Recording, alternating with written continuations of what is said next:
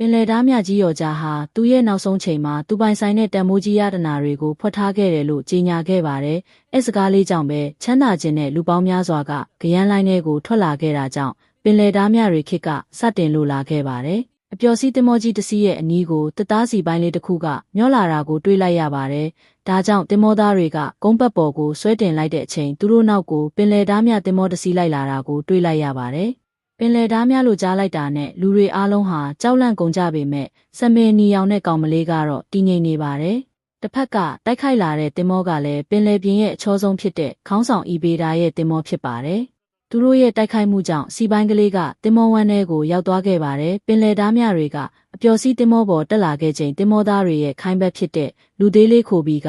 အီဘေဒါရဲ့ကန်ချက်ကြောင့်တစ်ဖက်လေပေါ်ရောက်သွားခဲ့ပါတယ်။အပျော်စီးလေပေါ်ကတန်မိုးကြီးပစ္စည်းအလုံးကိုတင်းကျုံယူနေကြတဲ့အချိန်မှာတော့ခိုဘီကလည်းတစ်သားစီပိုင်းကိုတွေ့သွားခဲ့ပြီးအခွင့်ကောင်းကိုစောင့်နေတဲ့သူခိုးမလေးကတော့အီဘေဒါရဲ့လေပေါ်ကိုတက်သွားခဲ့ပါတယ်။ခိုဘီတွေ့လာတဲ့စီပိုင်းကိုအခြားသားများတွေကအနိုင်ကျင့်ယူလိုက်ကြပါတယ်။အထဲကိုဖွင့်ကြည့်လိုက်တဲ့အခါမှာတော့သူတို့ထင်သလိုတန်မိုးကြီးပစ္စည်းတွေမဟုတ်ပဲကောက်ရိုးအုပ်ထုံးတဲ့ကောင်လေးဖြစ်နေခဲ့ပါတယ်။စီပိုင်းရဲ့ကနေထွက်လာတဲ့ကောင်လေးကဗိုက်စားတယ်လို့စက်တိုက်ပြောနေပြီးသူကိုရန်ရှာတဲ့သူတွေကိုပါပညာပြပေးလိုက်ပါတယ်။ကောက်ရိုးအုပ်ထုပ်လေးဆောင်းထားပြီးမျက်နှာမှာအမာယိုးနဲ့ကောင်လေးကတော့လူဘီဖြစ်ပါတယ်။ခိုဘီကတော့လေပေါ်မှာဓားမြတွေအများကြီးပါလာတာကြောင့်ပြေးဖို့ကိုပြောဆိုနေပါတယ်။လူဘီကတော့ဂယုမဆိုင်ပဲအစားအသောက်ကိုအငမ်းမရစားနေပါတယ်။သူ့ရဲ့လေကရေဝဲထဲမှာမြုပ်သွားတာကြောင့်နောက်တစ်စီးထက်ရှာခြင်းကြောင်းကိုပြောပါတယ်။တကယ်တော့ခိုဘီကလည်းအီဘေဒါရဲ့ဖမ်းဆီးတာကိုခံထားရတဲ့သူပဲဖြစ်ပါတယ်။အီဘေဒါဆိုတာအရန်ကိုစိုးဝါတဲ့ပင်လယ်ဓားမြမကြီးဖြစ်လို့ထွက်ဖို့လဲမစင်စားရဲကြောင်းပြောပေမဲ့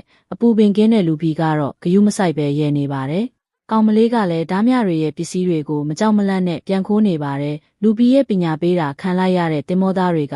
အီဘေဒါကိုပြန်ပြောပြခဲ့ပေမဲ့တင်းပုတ်စာမိသွားခဲ့ပါတယ်။ခိုဘီကလည်းဒီကနေလွတ်မြောက်သွားရင်သူလှုပ်ချင်တာတစ်ခုရှိကြောင်းကိုပြောပြလိုက်ပါတယ်။လူဘီကတော့ပင်လယ်ထဲကိုထွက်လာရတာဟာပင်လယ်ဓားမြပွင့်ရင်ဖြစ်ချင်လို့ဖြစ်ပြီးအခုထိအဖွဲသားမရသေးကြောင်းပြောဆိုလိုက်တဲ့အခါ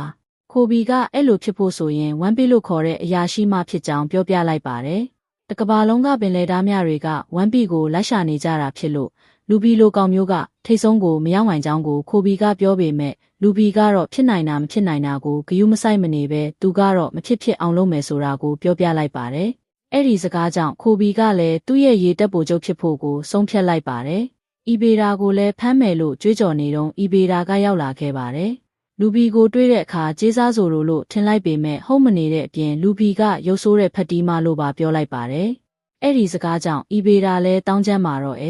လူဘီကတော့သူ့ရဲ့လူတွေကိုမျက်ခွက်ပြောင်ပြီးလိုက်တီးတာတော့တယ်။ရုတ်တရက်လူဘီရဲ့လက်ကရှေ့ထွက်လာပြီးဂေါမှု